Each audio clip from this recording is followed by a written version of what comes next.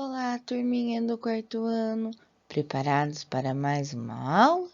Hoje trabalharemos português e matemática. Vamos começar? Na aula de matemática de hoje, aula 1, parte 3, nós trabalharemos a página 4, exercícios 1, 2 e 3.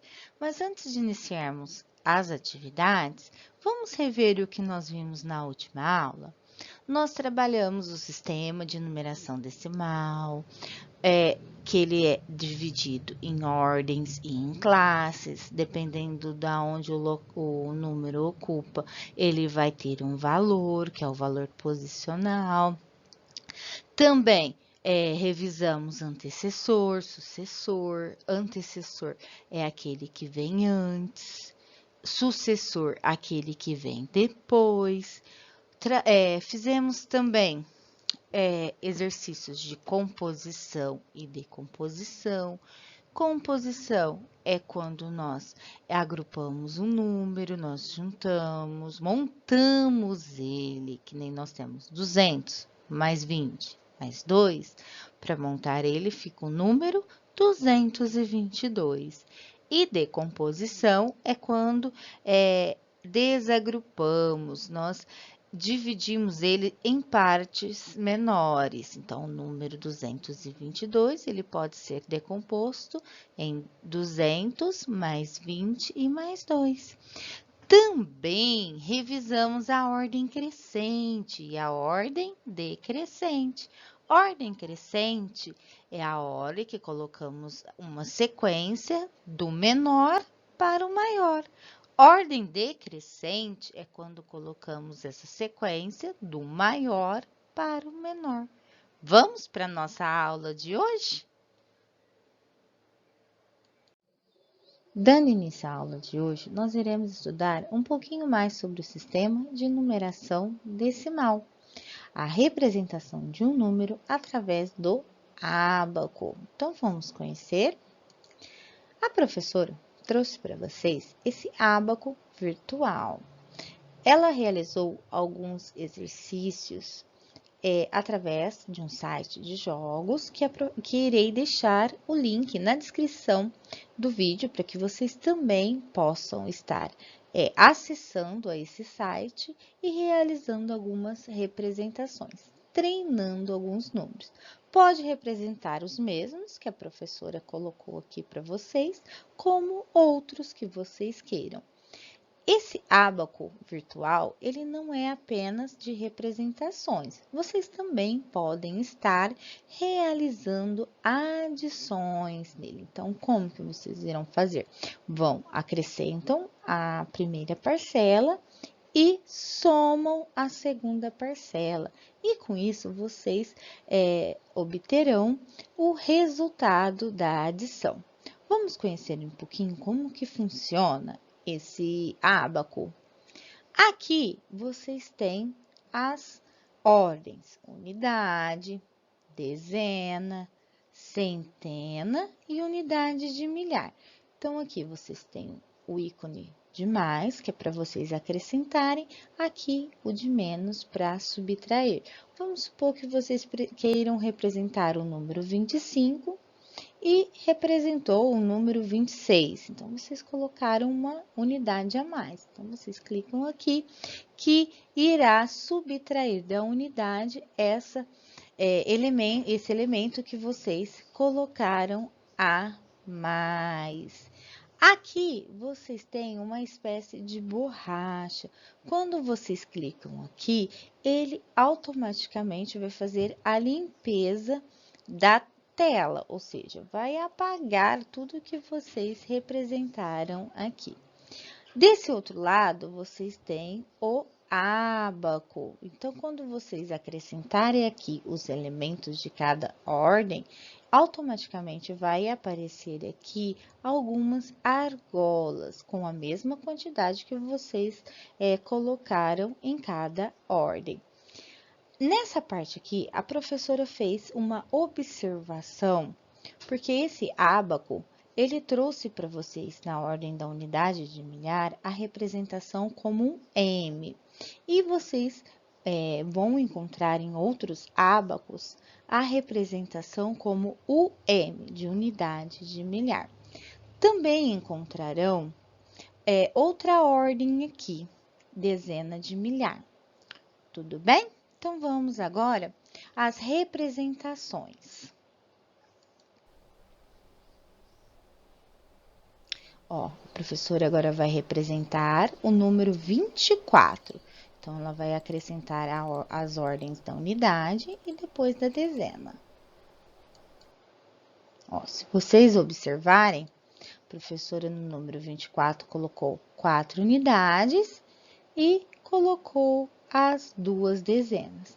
Quando a professora foi acrescentando os números, as quantidades aqui na ordem da unidade, aqui no ábaco também foi colocando, 1, 2, 3, 4.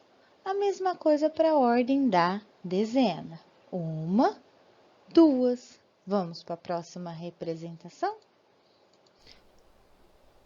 Aí a professora fez a contagem e apagou a representação para colocar um novo número. Então, a professora agora vai representar o número 131. Então, número 131 eu tenho uma unidade, 3 dezenas e uma centena. Mesma coisa a quantidade de argolas que está representada do outro lado. E agora nós temos o último número que a professora fez a representação, que é o número 1304. Observe que eu não coloquei número na ordem da dezena. Então, vamos lá. Aqui, na ordem da unidade, do número 1304 eu tenho 4, está ok. Ordem da dezena não tem nenhum elemento, então, lembre, quando não estiver nenhum elemento, quando não aparecer, eu represento com o número 0. A centena, 3 centenas e uma unidade de milhar. Esse daqui é um ábaco virtual. Vocês podem estar realizando essas representações a qualquer momento, só acessando ao link que a professora deixou.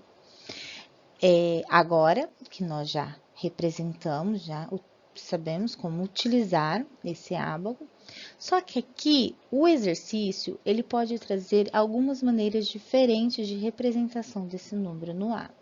Ele pode trazer em formato de um problema, pedindo para que vocês representem, vamos supor, durante a avaliação de um aluno, a professora pediu que ele representasse o número 1304. Então, provavelmente, esse ábaco estará vazio e vocês terão que fazer essas representações. Ou o exercício já pode trazer o ábaco representado e vocês vão ter que colocar em números. Então, irão realizar a contagem e colocar embaixo e depois vocês representem no exercício. Vamos fazer agora nossas atividades? Tenho certeza que vocês irão acertar tudo. Olha o nosso ábaco aqui de novo. Então, nós vamos trabalhar nele. Então, vocês irão fazer a contagem de cada sequência. Uma dica: coloquem o número embaixo de cada ordem, que a hora que vocês forem para preencher aqui, vai ficar muito mais fácil de preencher do que vocês ir tentando contar e colocando o número aqui. Combinado? Nesse exercício, nós iremos trabalhar com a decomposição. Mas antes de irmos para a decomposição do algarismo 1749, vamos recordar alguns valores. Então, nós temos uma dezena, a cada dezena nós temos 10 unidades. Uma centena é igual a 10 dezenas ou 100 unidades. Uma unidade de milhar é igual a 10 centenas, ou 100 dezenas, ou 1000 unidades. Agora, antes de fazermos a decomposição, ordem, a ordem, se caso não recordarmos a nomenclatura de cada ordem, é só colocarmos a nomenclatura em cima de cada número que corresponde àquela ordem, que facilitará a visualização de onde o número se encontra dentro de determinado, no caso, em cada ordem. Vamos lá. Agora, vamos começar pela ordem da unidade. Então, quantas unidades nós temos aqui nessa ordem? 9 unidades. Vamos ver? Ótimo, 9 unidades. Agora, próxima ordem, ordem das dezenas. Quantas dezenas eu tenho aqui? Eu tenho 4 dezenas. E nessa ordem da dezena, quantas unidades eu tenho? Se eu sei que em cada dezena tem 10 unidades e eu tenho 4, 4 vezes 10 é igual a 40 unidades. Então, nesta ordem, eu tenho 4 dezenas ou 40 unidades. Na próxima ordem, nós estamos trabalhando com a centena. Então, quantas centenas nós temos aqui? 7. Então, aqui, ó, quando pergunta o exercício para vocês quantas centenas, vocês têm 7. Se eu sei que em cada centena tem 10 dezenas e eu tenho 7 centenas, 7 vezes 10 é igual a 70. E agora? Eu tenho 7 centenas ou 70 dezenas ou quantas unidades? Aqui embaixo está me comunicando que em cada centena eu tenho 100 unidades. Se eu tenho 7 centenas, 7 vezes 100 é igual a 700. E agora, nós vamos analisar a última ordem, que é a ordem da unidade de milhar. E quantas unidades de milhar eu tenho? Apenas uma. Então, vamos lá. Uma unidade de milhar. Então, eu coloco aqui uma unidade. E em centenas? Se eu sei que cada unidade de milhar tem centenas, 10 centenas, e eu tenho apenas uma vezes 10 é igual a 10 centenas.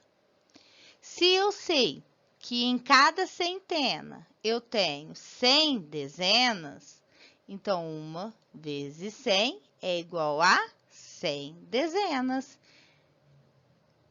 Agora, a unidade aqui. Se eu sei que cada unidade de milhar equivale a 1.000 unidades e eu só tenho uma, então eu tenho 1.000 unidades.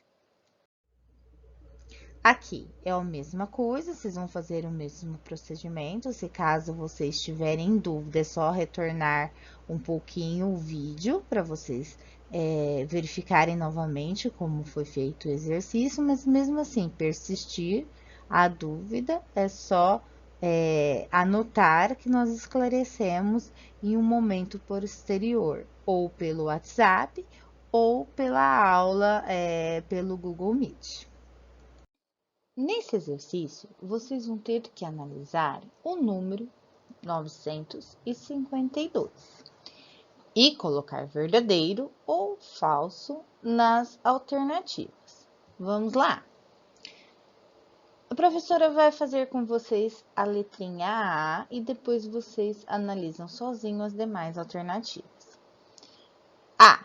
Este número é composto por 9 centenas e 52 dezenas. Será que está correto? Vamos primeiro analisar essa primeira parte aqui, ó, 9 centenas. Outra coisa a se fazer é colocar as ordens no número para vocês identificar melhor. Então, vocês têm 2 unidades, 5 dezenas e 9 centenas. Então, vamos lá. Primeira parte, 9 centenas. Tá correto. O número tem 9 centenas. Opa, então já posso colocar um V aqui? Não, não posso. Por quê? Eu ainda tenho uma segunda parte para ser analisada. Então, ele teria 9 centenas, já são 900. E depois, então vamos lá, 9 centenas, 900.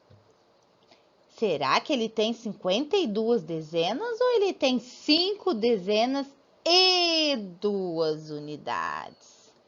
Então, vamos lá. Se ele tivesse 5 dezenas, ele teria que ter mais 520. Então, 900 mais 520 daria um número de 1420. Então, o que está incorreto aqui nessa alternativa é os 52 dezenas. Ele tem 5 dezenas e 2 unidades e não 52 dezenas. Então, a alternativa A está errada. Então, vocês vão colocar um F de falso. E assim vocês vão fazer a análise dos demais exercícios.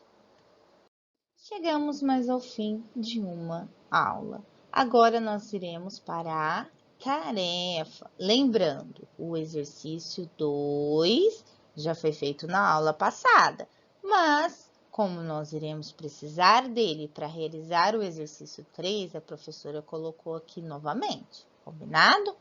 Então, vamos lá. O que vocês tinham que ter feito no exercício 2? Colocar todos os numerais aqui. Depois que vocês fizeram esse exercício, é que vocês irão realizar o exercício 3. O que o exercício 3 está pedindo de vocês? Agora, coloque em ordem decrescente os números formados. Então, vamos lá.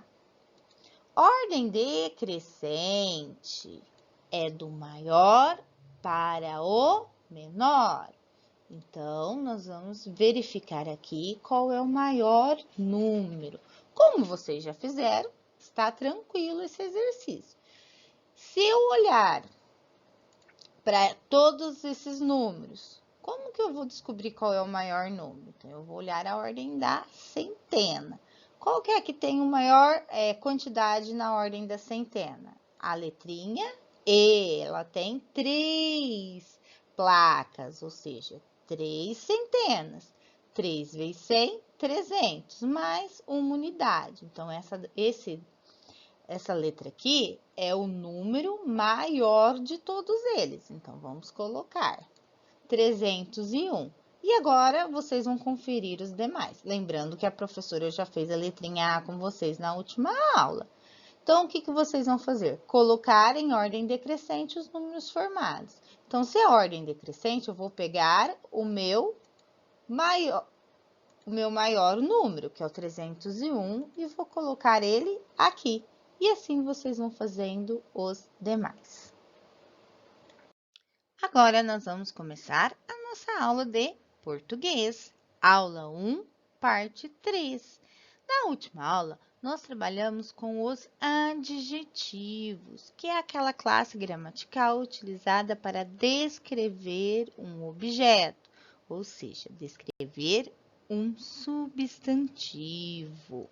Ele pode vir antes do substantivo, como depois do substantivo. Hoje, nessa aula, nós iremos trabalhar os exercícios de 7 a 10 e para a tarefa ficará o exercício 3. Vamos lá? Nesse exercício, vocês vão ter que fazer a junção das frases. Então, vocês têm 3 frases e vão juntá-las, fazendo as adequações, colocando a vírgula no primeiro parágrafo para o segundo e um E do segundo para o terceiro. Então, vamos ver primeiro os parágrafos. Vocês têm: no Brasil só havia nativo. Então, aqui está a primeira frase. A segunda: eles foram chamados de índios. E a terceira frase: eles foram explorados pelos portugueses. Quando vocês fizerem essa junção, vocês precisam fazer algumas adequações. Então, vamos lá? Ó, primeira frase. No Brasil, só havia nativos, vírgula. Aí, vocês vão colocar a segunda frase. Eles foram chamados de índios e, lembrando, ó, letra minúscula no eles. E a junção com a última frase. Aqui, vocês vão observar, para não ficar repetitivo, houve uma adequação. Acrescentou o e retirou o eles. Ó. Foram explorados pelos portugueses. Vamos ver como que ficou a junção? No Brasil, só havia nativos. Eles foram chamados de índios e foram explorados pelos portugueses. Assim, vocês vão fazer nos demais exercícios. Nesse exercício, vocês terão que reescrever as frases, substituindo as palavras grifadas por ele, ela, eles ou elas. Então, aqui, ó, quando vocês forem fazer essas palavras que estão grifadas, vocês vão fazer a substituição por ou ele, ou ela, eles ou elas. Lembrando, se a palavra estiver no plural, vocês não vão poder utilizar o ele ou ela, porque está no singular. Se a palavra estiver no masculino, você não poderá utilizar o feminino. Então, vamos ver como que ficou? Ó, no almoço, na casa da Dona Santa. Aqui, ó, tanto como a casa, aqui, ó, houve um erro de digitação. Então, vamos fazer a correção. Ó, a professora vai pegar a caneta e vocês passam o lápis em cima da letrinha D e coloca a letrinha S em cima. Aqui na Dona Santa não tem esse S, então é só retirá-lo assim. Então, no almoço na casa da Dona Santa, seu marido comeu muito macarrão. Como que será que vai ficar? Então, aqui, seu marido. Então, não está no plural, é uma palavra no singular. E aqui, uma palavra masculina, então eu não vou poder utilizar nem o ela, nem o elas. E nem o eles, porque mesmo ela estando no masculino, ela é uma palavra que está no plural. Então, vamos ver como ficou? No almoço, na casa da Dona Santa, ele comeu muito macarrão. Então, assim vocês vão fazer para os demais exercícios. Os dois últimos exercícios da apostila de vocês irão trabalhar com pontuação. Então, vamos recordar algumas pontuações antes da realização do exercício. Então, nós temos qual pontuação aqui que a professora trouxe para vocês? O ponto de exclamação. Ele fica no final da frase e é utilizado para indicar admiração, alegria, espanto. Olha o exemplo que a professora trouxe. Que flores linda! Então, eu estou exclamando, eu estou admirando que aquelas flores é muito bonita. A outra pontuação utilizada é a vírgula. A vírgula, ela aparece no meio da frase e serve para indicar uma pequena pausa na leitura. Exemplo. Para as atividades de hoje, você irá precisar lápis, borracha e um marca-texto. Perceberam que a professora, quando houve a vírgula, eu dei uma pequena pausa? Então, é para isso que ela é para utilizar. Muito utilizada para elencar elementos, como aqui foi o lápis, a borracha. A vírgula tem essa função de pausar um pouco menor que o ponto final, mas ela dá um descanso na leitura durante a realização da mesma. Outra pontuação é o ponto final. Ele serve para indicar o final de uma frase. Exemplo. Beatriz terminou suas atividades com capricho. Agora é só enviar as imagens para a professora. Ponto final. Então, ali indica que eu terminei a minha frase. Uma outra pontuação é o ponto de interrogação. Ele aparece no final da frase e indica uma pergunta. Você precisa de ajuda? Então, quando você está querendo fazer uma pergunta, você utiliza ele no final da frase. Então, esses são alguns pontos de utilização, de pontuação que nós iremos trabalhar durante a aula de hoje. Nesses dois últimos exercícios da nossa aula 1, parte 3, nós iremos trabalhar com pontuação. Então, nós vamos trabalhar especificamente com o ponto de interrogação e o ponto de exclamação. Então, vamos lá. O que vocês precisam fazer? Para isso, vamos fazer uma leitura atenta do enunciado. Substitua o ponto final, aqui eu tenho um ponto final, pelo ponto de interrogação ou exclamação, conforme os ícones de reação. Depois vocês irão treinar a leitura. Nesse daqui, olha o rostinho dele. Então, está indicando pontuação de interrogação, uma dúvida, uma pergunta. Aqui já é uma exclamação. Então, o que vocês terão que fazer nesse exercício? Vocês vão copiar, reescrever a frase e alterando a escrita. Então, conforme a pontuação utilizada, o tom da voz, ela vai ter uma certa expressão. Vamos fazer a letrinha A. A comida de Dona Santa é gostosa. Qual que é a pontuação indicada? Exclamação. Então, como que vai ficar? A comida de Dona Santa é gostosa. E se fosse um ponto de interrogação? A comida de Dona Santa é gostosa? Então, estou questionando isso. Então, isso é o que, no caso, vocês teriam que fazer nos demais exercícios. Não esqueça de treinar a leitura. No exercício 10, vocês vão responder para que serve o ponto final, ponto de interrogação e o de exclamação. Para isso, se caso vocês não se lembram o que a professora acabou de dizer sobre as pontuações, retorne um pouquinho o vídeo que vocês vão relembrar o que cada um desses pontos significa em uma frase. Combinado? Chegou a hora da nossa tarefa. Vamos ver como que é para ser feito?